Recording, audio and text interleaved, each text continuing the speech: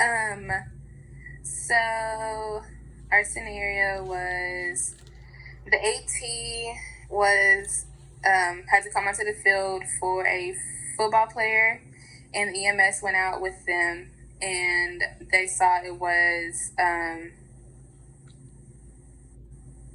femur fracture. Sorry, I'm looking at text messages. It was a femur fracture, and then while they were evaluating him, somebody in the stands, their stepdad, had a heart attack, so the EMS went up to the stands and helped them out, and the AT was alone. From there, what I would do, I would probably call for like coaches, most likely, to come out and help.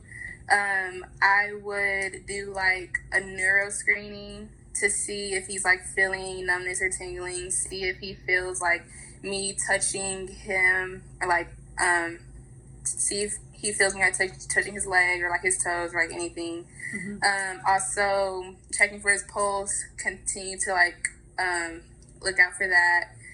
I would see if there's any bleeding, any other like injuries as well as a femur fracture. He did say it was one EMS, so possibly splint it on the field, and I don't know. I don't think I would get him up, only because there's the femoral nerve and the artery, so you don't want to like really mess with that too much. So I guess I would just call for another EMS and continue to monitor him, continue to like check his pulse, continue to ask him questions throughout the whole entire thing until another EMS comes.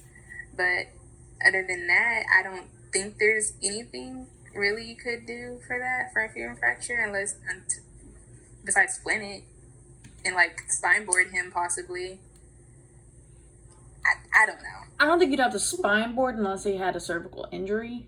Okay. I think you could use a spine board to possibly lift him up if the EMS is taking the other patient. So that might be a possibility. You said check his pulse. Which pulses would you check? You have there's a pulse. Is there? You thought it was gonna be easy. It's by your femoral nerve, like it's up there, like by your groin. So I don't know the proper term for it, honestly. By your groin? Yeah, isn't it? It's like so up there. There's three that I would check. There's the one behind the knee. Oh, I didn't know that. One behind the knee, your peroneal, or the the one on the lateral side of your foot. And then your dorsal pedis pulse. Oh, there's not one up. I mean, there might be. I don't know. I feel a pulse there all the time, but I know you would check distally for sure. Yes, definitely. I would check those three to make sure that they still have a pulse in their foot, along with the back of the knee. Now, maybe not the back of the knee. Depends on where the fracture is. Okay. And you said you would splint it. Do you know what kind of splint you would use?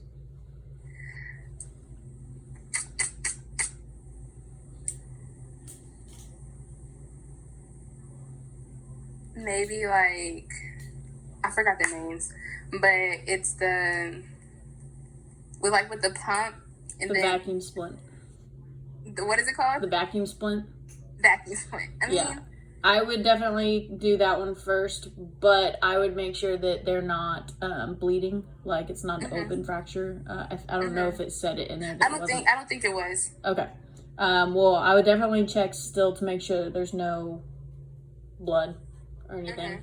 I would definitely say that that's another thing that she can monitor, is making sure, like, is there bruising, swelling in the area. I know he's probably wearing football pants, but yeah. Yeah, I think I would do the same thing. I think, possibly calling another EMS if the other EMS come back and say, we got a problem over here. I don't think there's a problem in calling another EMS. So cool. Okay, for me, we had a lineman who is having reoccurring stingers and burners in his shoulder. Initially presenting as brachial plexus injury, but when he went through rehab for quite a while, it wasn't getting any better. So the athletic trainer referred him. Don't know the injury. That's what we're kind of trying to figure out. So basically, I came up with a couple questions of my own just because I don't know what questions that he asked. So, I would ask, where's your pain? Do you have any numbness or tingling, especially like going down the arm or anything like that? Do you have a history of shoulder or back problems, like neck problems? And does your family have any history of it? Also, I would ask how his range of motion is, if there's any signs of shoulder depression on one side, any muscle atrophy, are the shoulders asymmetrical or symmetrical, from the front or the back. I would ask if there was any vertebral tenderness, or if his reflexes were normal in his arm. Kind of going off that, then I would do special tests to rule out thoracic outlet syndrome, possibly compression down on the neck, Sperling's test, seeing if it might be possibly a disc injury. And I actually did a lot of research on this and came up with quite a few different differential diagnoses. I have disc herniation, cervical fracture, suprascapular neuropathy,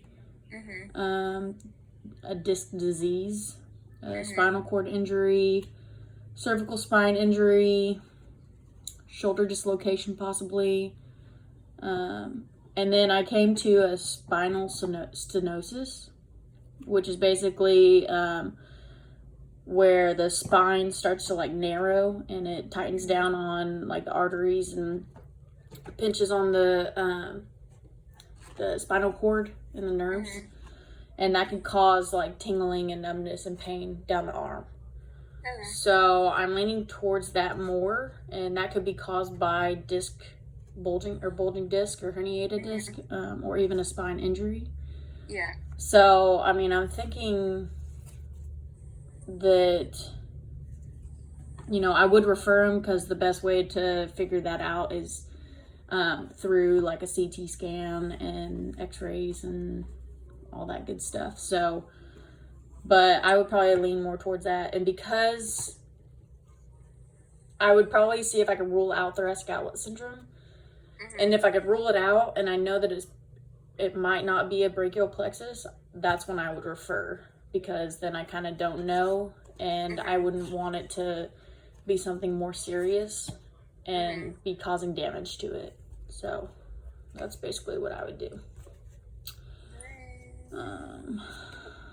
Okay, and then we have the other one. We could just discuss it. So the two baseball players, they collided. One has a hyperextended knee. The other has blood on the face. What do you do? How do you split? So, who would you determine that you would go to first?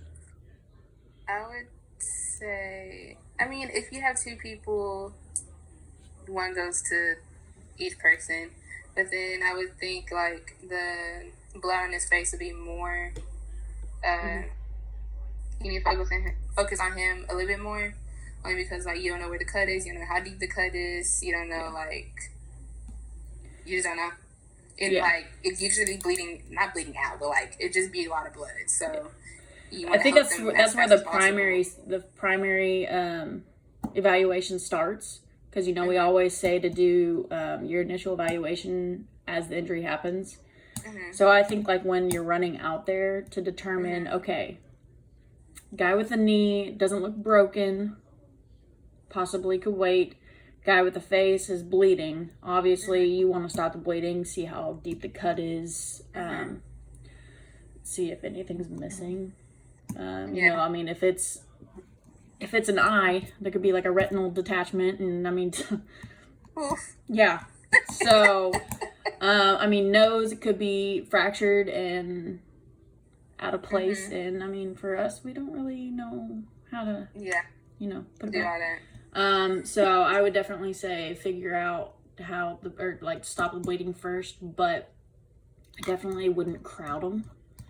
So if I had 2 ATs, I would say, me personally, I know this sounds weird, but I like blood. So I'm gonna run over and take care of the blood, and make sure that that patient, athlete, whatever you want to call it, is okay.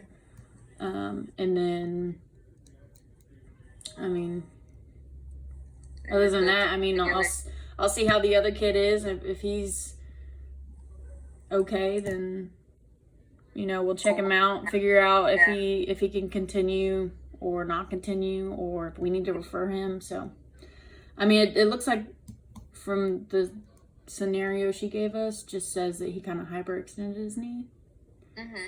So that's what it's like. I mean, he could just have a sprain or a strain of a muscle. So, you know, that one's a little more difficult, but I mean, I think it depends on where the blood is at the time and how many ATs you have. Now, if it's just me, I'm going to the blood first because I need to see how deep it is, and if it's in a crucial area that we need to start getting on it. So, I agree. That's all I got. Cool. Okay, I'm stopping the recording.